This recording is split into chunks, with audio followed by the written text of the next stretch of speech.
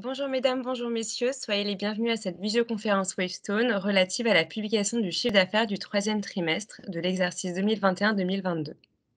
Avant de démarrer, nous souhaitons au nom de Wavestone vous souhaiter une excellente année 2022.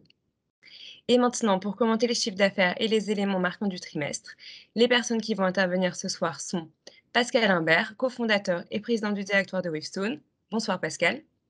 Bonsoir à tous. Et Laurent Stoupy, directeur financier de Wavestone. Bonsoir Laurent. Bonsoir à tous. Pour le bon déroulement de cette conférence, nous vous demandons d'éteindre vos webcams et de veiller à ce que vos micros soient bien désactivés. Vous aurez la possibilité de les réactiver à l'occasion de la séance de questions-réponses. Je passe sans plus attendre la parole à Laurent Stoupy. Laurent, c'est à toi. Merci Justine. Donc, bonsoir à tous. Vous le voyez, le chiffre d'affaires du troisième trimestre de l'exercice 2021-2022 est en croissance de 9% par rapport au troisième trimestre de l'an dernier. Il s'élève ainsi à 122,3 millions d'euros. Vous pouvez voir qu'à taux de change et périmètre constant par rapport à l'exercice précédent, c'est-à-dire hors Everest Group Consulting et Y Innovation, le chiffre d'affaires progresse de 7%. Pour mémoire, Everest Group Consulting est consolidé dans les comptes de Wavestone depuis le 1er mai 2021 et Y Innovation depuis le 1er novembre. Sur l'ensemble des 9 premiers mois de l'exercice, le chiffre d'affaires de Wavestone s'inscrit donc à 340,2 millions d'euros, en croissance de 14%. À périmètre et taux de change constant, la hausse est de 12%. À noter que sur cette période des 9 mois, l'effet jour s'est élevé à plus 1%. En ce qui concerne nos indicateurs opérationnels, le taux d'activité des consultants de Wavestone est resté élevé au troisième trimestre pour atteindre 77% contre 78% au premier semestre. Ce taux reste ainsi sensiblement supérieur au taux normatif de 75% que nous visions initialement sur l'ensemble de l'exercice. Au final, sur les 9 premiers mois, le taux d'activité s'est établi à 77% contre 71% sur l'ensemble du dernier exercice. Le taux journalier moyen est quant à lui resté bien orienté pour s'établir à 849 € sur les 9 premiers mois, supérieur aux 842 € constatés au 31 mars dernier. À noter qu'Everest Group Consulting et Y Innovation contribuent à ce prix de vente à hauteur de 6 € sur la période. Ce niveau de prix nous amène à confirmer notre objectif d'afficher sur l'exercice un taux journalier moyen annuel légèrement supérieur aux 842 € de l'exercice précédent. Enfin, dans la continuité des précédents trimestres, notre prise de commande demeure soutenue et la visibilité commerciale des prochains mois est excellente. Ainsi, vous pouvez voir que notre carnet de commandes reste élevé à 4,1 mois au 31 décembre, à comparer à 3,9 mois au 30 septembre et à 4,1 mois au 31 mars dernier. Donnons-en maintenant à l'effectif de Wavestone. Le turnover est resté élevé et s'établit au 31 décembre 2021 à 17% sur 12 mois glissants, contre 15% à la fin du premier semestre. Il sera voisin du milieu de la fourchette de 15 à 20% à la fin de l'exercice, sans doute un peu au-dessus. Le cabinet confirme par ailleurs son objectif de réaliser plus de 900 recrutements bruts au 31 mars 2022, objectif que nous avions pour mémoire relevé début décembre. Au final, l'effectif a nettement progressé sur les derniers mois pour s'établir à 3 624 collaborateurs au 31 décembre 2021, contre 3 476 à fin septembre et 3 453 au 31 mars dernier. Voilà pour ce qui me concerne. Pascal, je te laisse la parole. Merci Laurent. Au-delà des chiffres du trimestre, la communication de ce soir nous donne l'opportunité d'annoncer la finalisation de l'acquisition à Boston, aux États-Unis, du cabinet de conseil New Vantage Partners. New Vantage Partners est un cabinet de niche à très forte valeur ajoutée, spécialisé en stratégie appliquée aux données, qui accompagne des clients américains de premier plan au sein du Fortune 200 pour répondre à leurs besoins de transformation par les données. New Vantage Partners a réalisé un chiffre d'affaires de 2,6 millions de dollars en 2021.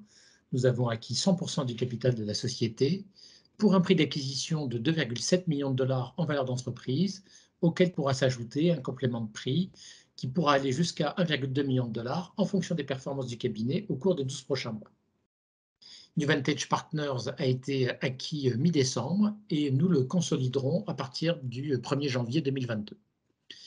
Avec ce cabinet, Wavestone consolide sa présence sur le marché américain et surtout s'ouvre les portes de nouveaux clients très grands comptes sur ce marché, tout en se dotant d'une compétence de premier plan en data, un sujet clé de notre plan stratégique Impact. Après les commentaires que Laurent a fait tout à l'heure, vous ne serez pas étonné que je vous indique que la fin de notre exercice se présente sous de bons auspices. Mais il convient néanmoins de noter que le taux d'activité du 4e trimestre devrait connaître un léger tassement par rapport au trimestre précédent. C'est le fait, d'une part, des nombreuses arrivées que nous avons absorbées chaque mois depuis le mois de septembre. Et donc, l'onboarding de l'ensemble de ces nouveaux collaborateurs accumulés fait que nous avons un peu plus de temps non facturé sur les derniers mois de l'année. Mais c'est également le fait d'une poussée des arrêts maladie depuis quelques semaines en lien avec l'épidémie de Covid-19. Ça devrait être un phénomène assez ponctuel, mais pour la première fois d'ailleurs depuis 2 ans, les arrêts maladie consécutifs à l'épidémie se voient sur nos chiffres de taux d'activité. Je vous rassure, ça ne devrait pas nous empêcher de rester au 4e trimestre au-dessus du niveau normatif de 75% que nous avons fixé pour notre taux d'activité. Nous confirmons d'ailleurs les objectifs annuels que nous avions relevés début décembre. Pour mémoire, nous visons donc toujours un chiffre d'affaires sur l'ensemble de l'exercice de 462 millions d'euros, chiffre qui tient compte de la consolidation d'Everest Group Consulting depuis le 1er mai 2021, de Y Innovation depuis le 1er novembre dernier et de New Vantage Partners donc sur les 3 derniers mois de l'exercice à compter du 1er janvier. En ce qui concerne la rentabilité, nous confirmons également notre objectif qui est donc de viser une marge opérationnelle courante voisine de 15%. Ces objectifs s'entendent à taux de change constant, hors nouvelle acquisition. Voilà donc l'ensemble des éléments que nous souhaitions apporter pour éclairer notre activité du 3e trimestre.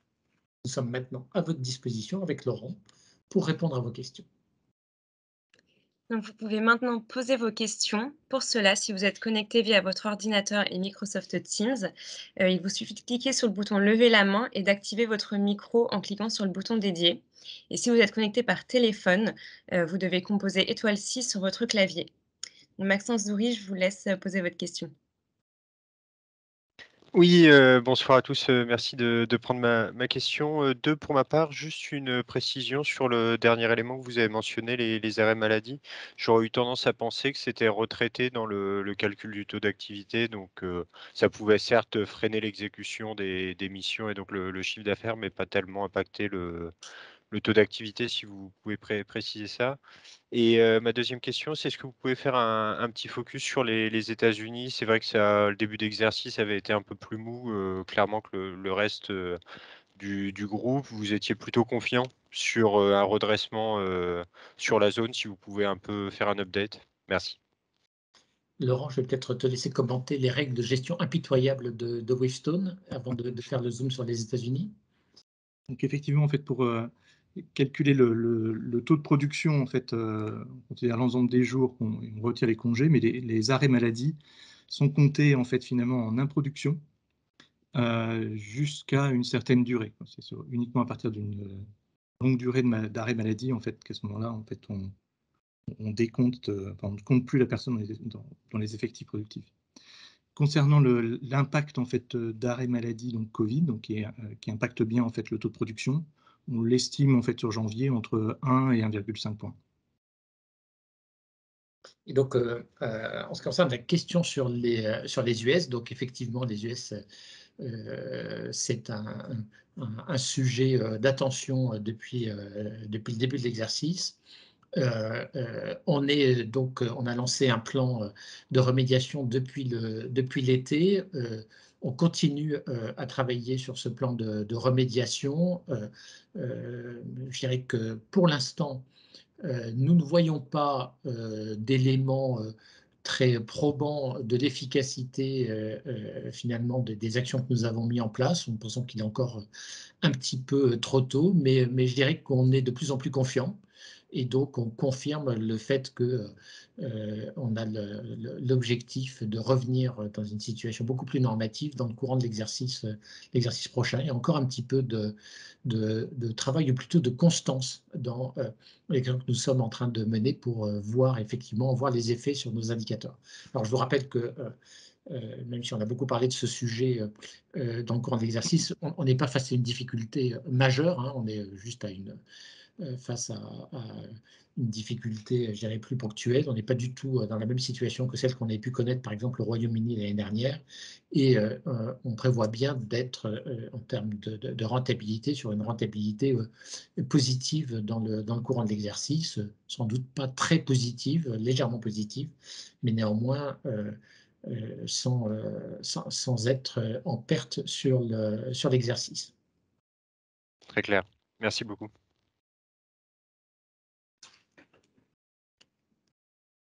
Donc, je vous rappelle que vous pouvez lever la main si vous avez des questions. Ou si vous êtes par téléphone, vous pouvez composer étoile 6 pour activer votre micro.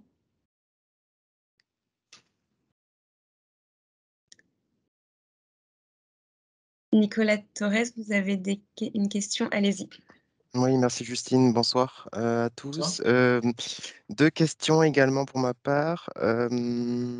Est-ce qu'on peut avoir une idée des tendances sectorielles? Enfin, j'avais le sentiment que c'était plutôt homogène, mais si on peut avoir un peu d'éléments sur les projets qui tirent la croissance sur 9 mois, ce serait intéressant. Et ma deuxième question sur les prix.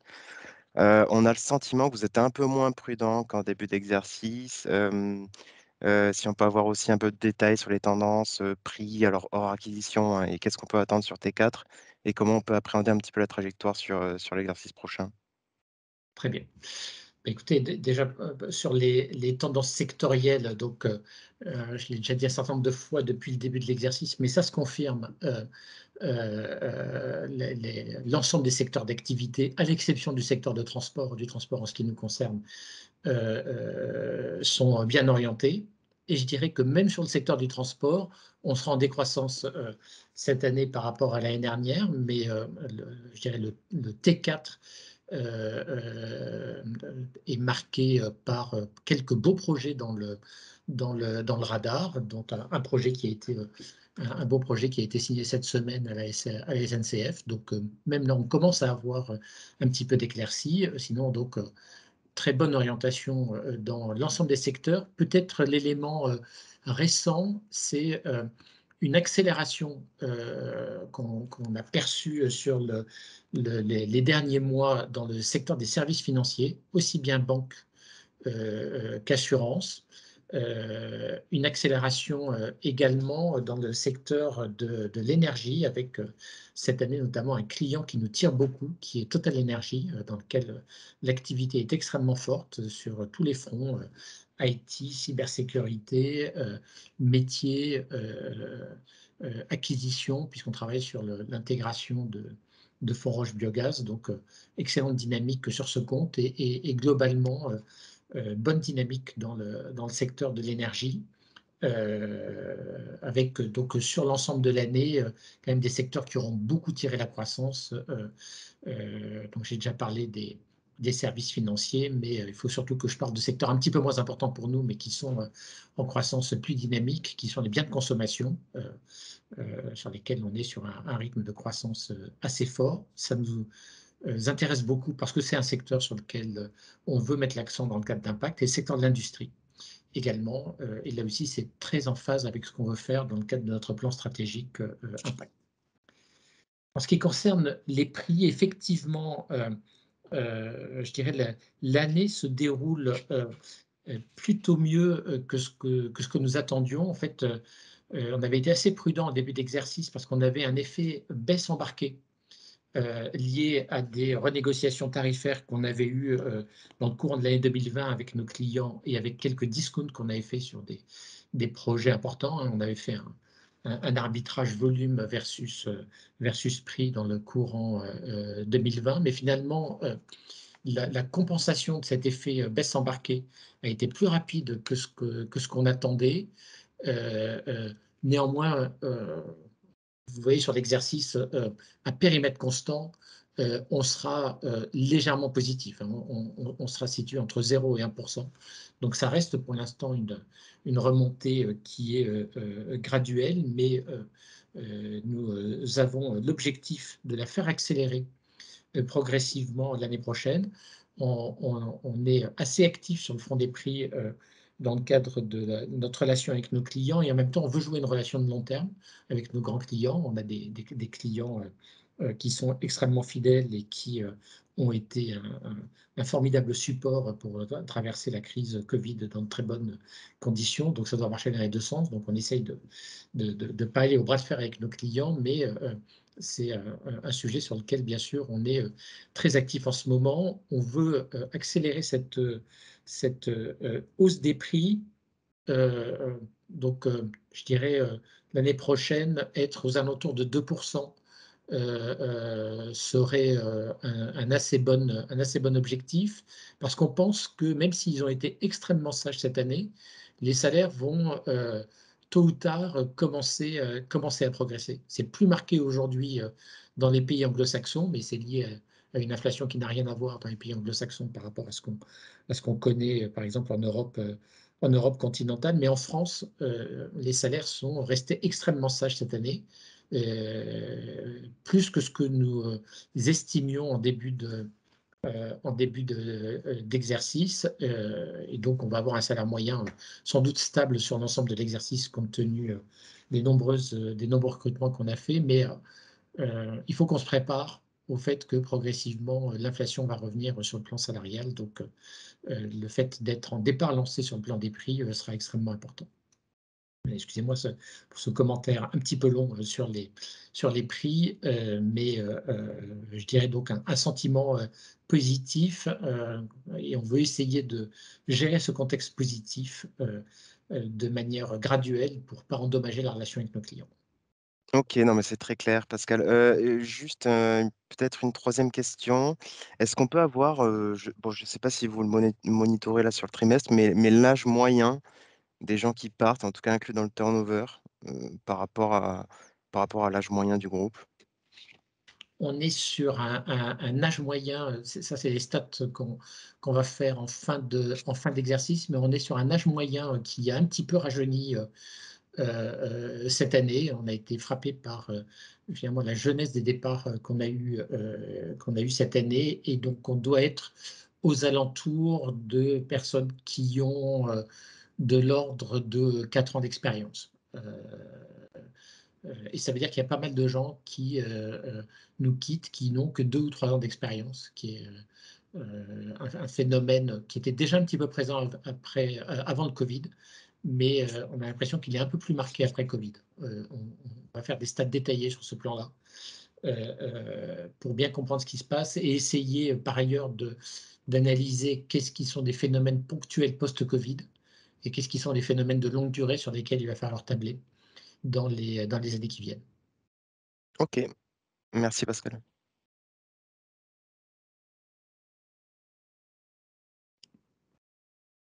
Donc, je vous rappelle que vous pouvez activer le bouton lever la main si vous avez une question. Composez étoile 6 si vous êtes connecté par téléphone.